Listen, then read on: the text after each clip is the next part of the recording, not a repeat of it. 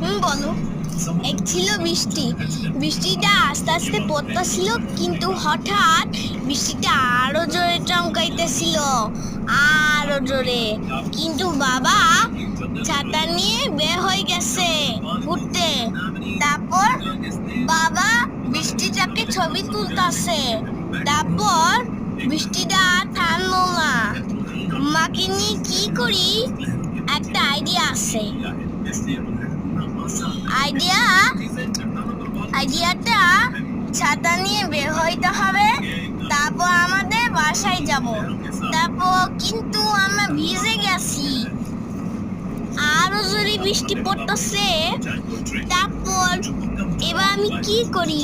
তারপর আমরা আস্তে আস্তে মোটরসাইকেলে ছাতা নিয়ে মোটরসাইকেলে নিয়ে ছাতা নিয়ে আইসা পড়ছি। তারপর বাসায় কিন্তু আমরা বাইচা গেছি। তারপর বৃষ্টিটা থামে নাই। আস্তে আস্তে থামে নাই।